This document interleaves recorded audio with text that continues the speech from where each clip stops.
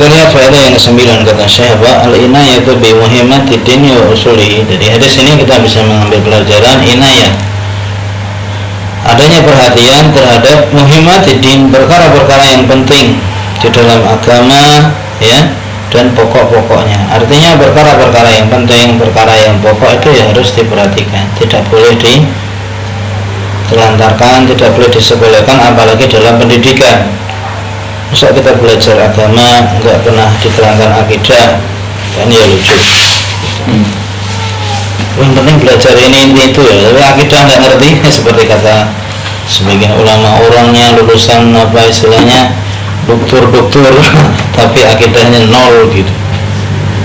Anda kalau sampai kata saya Shalih Fauzan itu ada orang ahli bahasa Arab, ahli ini ahli itu, tapi masalah akidah nol gitu, sampai seperti itu. Artinya itu nggak punya perhatian dalam masalah akidah. Itu sangat disayangkan kalau ada dai seperti itu, atau ustaz atau guru atau kiai. Ini masalah prinsip, tidak boleh disepelekan. Baik, faedah yang ke-10 kata Syekh, al-bada'atu bil ahami fal muhimi, yaitu hendaknya memulai dalam pelajaran, dalam pendidikan, dalam dakwah itu dari yang terpenting, ahami yang paling utama, yang paling penting, fal muhimi kemudian baru yang penting. Jadi harus ada skala prioritas, ada fikih aulawiyat, namanya fikih prioritas. Fi usulul imani wal islam, yaitu menerangkan yang terlebih dulu adalah pokok-pokok keimanan dan pokok-pokok Islam. Jadi perkara yang sifatnya pokok-pokok ini itu menjadi prioritas dalam belajar, dalam mengajar, dalam berdakwah. Faedah dari mana? Dari hadis Jibril. Jadi hadis Jibril ini bicara manhaj juga. Jadi kalau orang paham di sini ya dia akan belajar manhaj dalam belajar, dalam beramal, dalam berdakwah. Faedah yang 11 kata Syekh, al-farqu bainal islami wal imani idza tarana fi dzikri, yaitu di sini dijelaskan perbedaan. Ada di sana perbedaan antara apa? Islam dengan iman. Istilah Islam dan iman itu berbeda. Kapan? Idza tarana, kalau dua istilah ini digandeng, Islam dan iman dalam satu konteks pembicaraan, sebagaimana dalam hadis Jibril tadi. Fi dzikri, yaitu dalam penyebutan. Berarti kalau Islam sendiri atau iman sendiri, maka maknanya sudah mencakup atau meliputi. Karena Islam itu kalau digabung dengan iman mewakili perkara zahir, kalau iman mewakili perkara batin, gitu kan. Kalau disebutkan secara bersamaan, ya, kalau bersamaan Islam itu zahir, iman itu batin. Tapi kalau terpisah maka sudah mencakup dua-duanya, iman itu lahir batin, Islam juga lahir batin, gitu. Baik, tsani asyara. Kemudian faedah yang ke-12 tadi sudah disampaikan bahwasanya Islam itu lebih khusus. Islam ini maknanya lebih khusus, maksudnya ini kita bicara istilahnya. Lebih khusus mewakili amalan-amalan yang sifatnya zahir tadi, syahadat, sholat, zakat, puasa, haji. Wal imanah, sedangkan istilah iman itu kalau disambungkan dengan Islam tadi disebutkan bersamaan, maka dia lebih khusus atau identik mewakili keyakinan-keyakinan yang ada di dalam hati atau rukun iman tadi. Nah, makanya kalau kita lihat kitab-kitab akidah zaman dulu, di antara namanya ya ada kitab disebut Al-Iman, ya kan? Karena kenapa disebut Kitabul Iman ya? Karena isinya perkara akidah. Makanya kalau kita lihat misalnya di kitab-kitab hadis ada pembahasan Kitabul Iman, itu maksudnya kitab pembahasan tentang akidah. Atau misalnya ada Kitabul Iman karya Al-Qasim bin Salam Abu Ubaid dan seterusnya, atau Ibnu Taimiyah, nah, itu maksudnya bicara akidah. Baik. Salis asyara. Faedah yang ke-13, anna usul al-islami, bahwasanya pokok-pokok Islam qauliyah wal amaliyah, yang sifatnya itu ucapan maupun perbuatan. Karena pokok ini ada kaitannya dengan ucapan, ada kaitannya dengan amalan. Yaitu apa? Hiya al-mabani al-khamsatu, yaitu mabani maksudnya bangunan-bangunan atau pilar-pilar yang 5 yang kita kenal dengan rukun apa? Islam. Ini adalah pokok-pokok istilahnya apa? Syariat Islam yang di situ ada ucapan seperti syahadat kan, dan ada perbuatan seperti sholat, zakat, puasa, haji. Sholat juga ada ucapan di situ. Maka pokok-pokok amalan itu ada dalam rukun Islam yang 5 gitu. Makanya disebut rukun ya kan? Walaupun istilah rukun itu istilah yang dibuat oleh para ulama, tidak ada dalam istilah Al-Quran maupun As-Sunnah. Faedah yang ke-14, anna asal dini. Nah, kemudian beliau simpulkan ini yang lebih tajam lagi, bahwasanya yang menjadi landasan atau pokok, yang maksudnya landasan yang paling mendasar di dalam agama, yang menjadi pondasi dari seluruh pondasi tadi. Kalau kita katakan 5 hal tadi itu pokok atau pilar atau rukun, maka yang paling fundamental secara mutlak adalah syahadat la ilaha illallah wa anna muhammadan rasulullah. Maka ini tidak ada perselisihan. Kalau orang tidak mengucapkan 2 kalimat syahadat ini, hukumnya kafir. Adapun 4 rukun Islam yang lain, sholat, zakat, puasa, haji, ada khilaf kalau seandainya orang tidak mengerjakannya.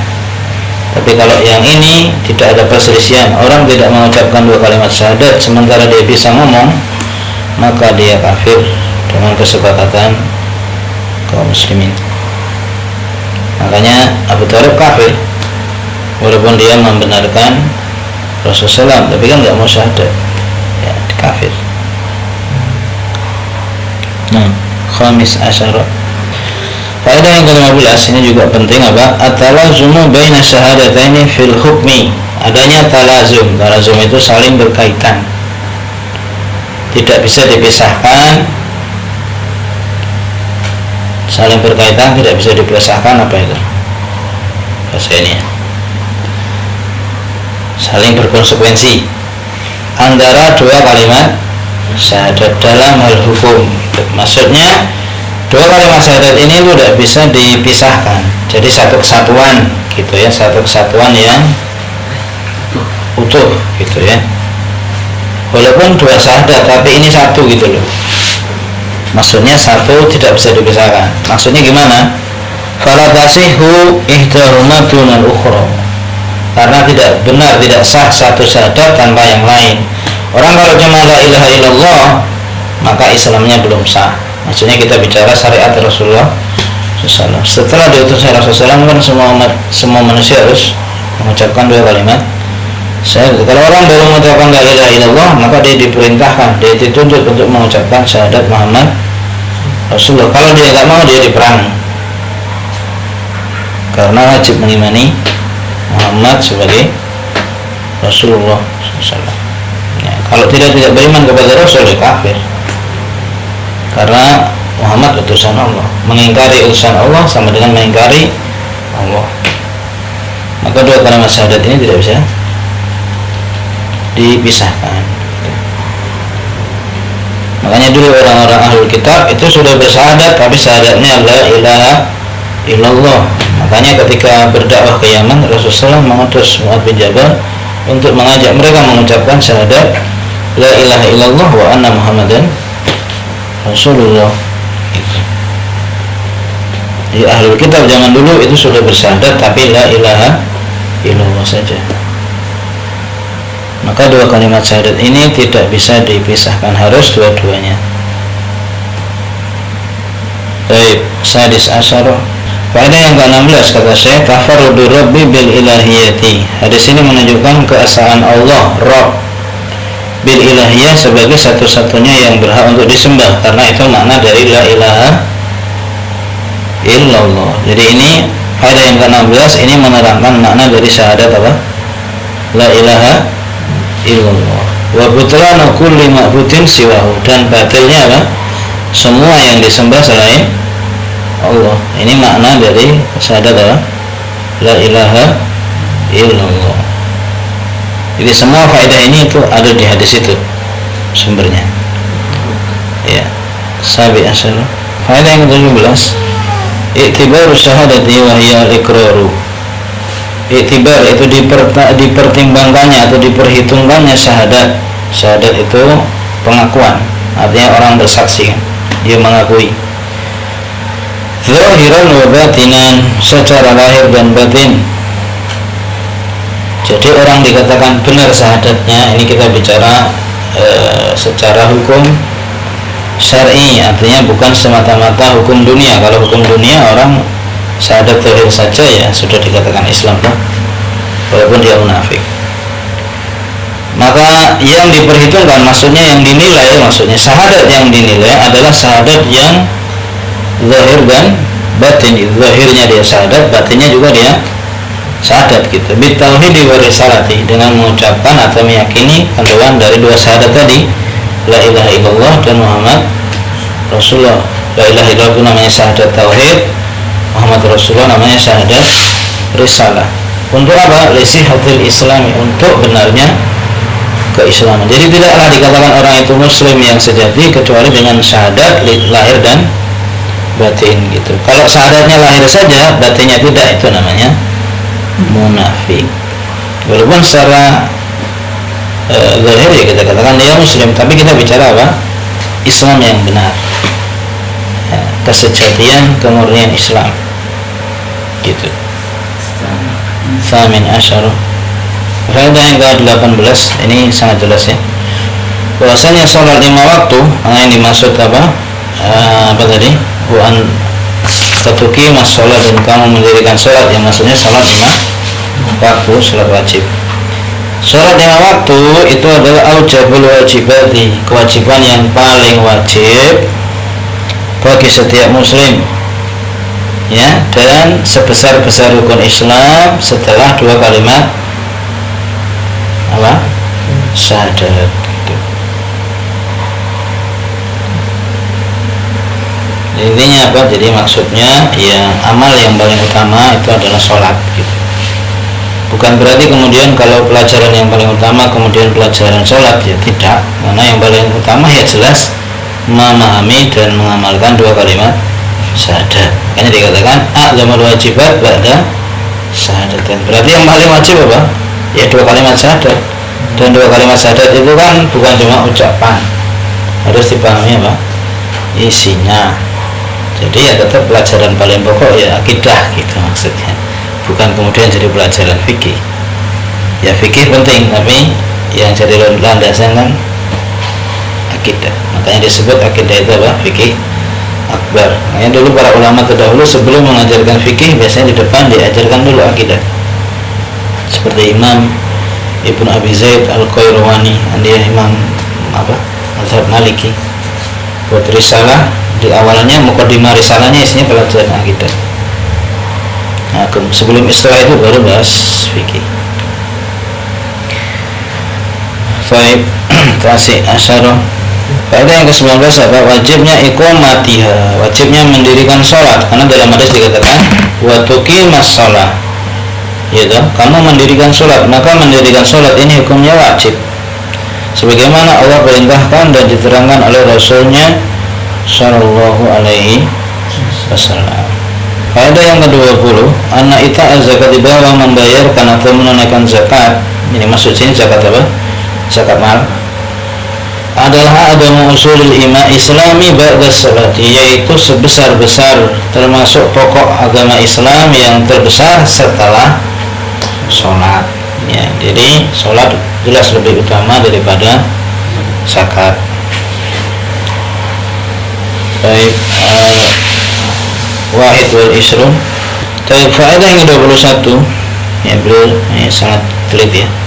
Al-iqtiran baina sholat wa zakat, yaitu digandengkannya antara sholat dan zakat. Jadi kalau kita perhatikan dalam dalil Al-Quran atau dalam hadis sering sekali digandengkan, diserti apa namanya? Dipasangkan, diiringkan antara perintah sholat dengan perintah apa? Zakat fi nususi syar'i, dalam dalil-dalil syariat dalam Quran maupun hadis. Terus apa faedahnya? Bahwa yadullu ala idhami sya'ni zakat, itu menunjukkan tentang betapa agungnya, betapa pentingnya peran daripada zakat. Jadi zakat itu tidak boleh disepelekan, sesuatu yang sangat penting sampai Allah iringkan setiap kali membicarakan tentang wajibnya sholat, maka di situ juga disebutkan tentang apa? Zakat. Nah, tsani wal isrun. Faedah yang ke-22, fa'anal ibadah minha, bahwasanya ibadah itu, amalan maksudnya, ada yang bersifat badaniyah. Ada ibadah memang yang sifatnya itu fisik ya, dengan gerak fisik seperti sholat, puasa, itu kan sifatnya fisik. Maksudnya ya yang bisa beribadah ya orang punya fisik, artinya yang di situ yang kelihatan fisiknya. Walaupun kalau puasa dikatakan fisik ya karena dia menahan lapar, haus ya. Walaupun secara zahir nggak kelihatan orang puasa. Wa minha maliyatun, dan di antara bentuk ibadah ya ada juga yang sifatnya apa? Harta dengan materi, yaitu seperti zakat. Nah, hadis wal isrun. Ayat yang 23, bahwasanya puasa Ramadan itu juga termasuk dari pokok ya atau pilar-pilar dalam agama Islam, makanya disebut istilah rukun tadi. Karena puasa ini ya ibadah yang sangat agung kan, puasa diwajibkan kepada seluruh umat ya, kama kutiba alal ladzina min qablikum, berarti semua umat itu diwajibkan puasa. Berarti puasa itu ibadah sangat agung, apalagi puasa Ramadan. Baik, Rabi' wal Isrun. Dari faedah yang ke-24, bahwasanya berhaji ke Baitullah Al-Haram ya, rumah Allah yang suci itu di Mekah, Ka'bah. Maka itu termasuk di antara pilar-pilar pokok dalam agama Islam, dalam syariat Islam. Namanya haji juga termasuk apa? Rukun Islam dan hukumnya wajib seumur hidup sekali bagi yang mampu. Makanya dikatakan ini stata'ta ilaihi sabila. Karena memang untuk haji itu butuh fisik, butuh juga harta. Khamis wal isrun. Kemudian faedah yang ke-25 ini juga sangat jeli juga, yaitu tentang keutamaan bulan Ramadan. Keutamaan apa? Kenapa? Karena di bulan Ramadan itulah ada kewajiban puasa, yang puasa itu masuk dalam rukun Islam. Karena puasa yang wajib ya puasa Ramadan, sama puasa apa? Nazar. Kalau orang nazar puasa ya wajib puasa. Asalnya nggak wajib kan, tapi karena dia nazar jadi wajib, atau dia kodok. Sadis wal isrun. Faedah 26, apa? Keutamaan Baitul Haram, yaitu rumah Allah yang suci itu Ka'bah. Karena Allah sebutkan apa? Anta hujjal baita ya, yaitu kamu berhaji ke bait, yaitu ke Ka'bah, menunjukkan keutamaan dari Ka'bah, sehingga disyariatkan setiap tahun ya umat Islam untuk berhaji. Artinya ada haji di Ka'bah itu kan setiap tahun, kecuali ada halangan ya kan. Walaupun orang yang wajib haji ya cuma wajibnya seumur hidup sekali. Baik, satu lagi Sabiul Isra. Kemudian yang ke-27 juga saya, bahwasanya haji, ibadah haji itu tidaklah wajib ya, kecuali bagi orang yang mampu saja, sebagaimana ditunjukkan oleh firman Allah, walillahi 'alan nasi, dan untuk Allah, maksudnya karena Allah, hajinya itu harus ikhlas, maksudnya 'alan nasi, bagi seluruh manusia, bagi orang yang beriman wajib menunaikan ibadah haji, hajjul baiti, yaitu berhaji mengunjungi Baitullah, bagi siapa? Man istata ilaihi sabila, bagi siapa yang mampu untuk menempuh perjalanan ke sana. Jadi menunjukkan memang ibadah haji itu yang membutuhkan istilahnya persiapan yang lebih banyak daripada ibadah-ibadah yang lainnya. Mungkin itu dulu yang kita baca. Sallallahu alaihi wasallam.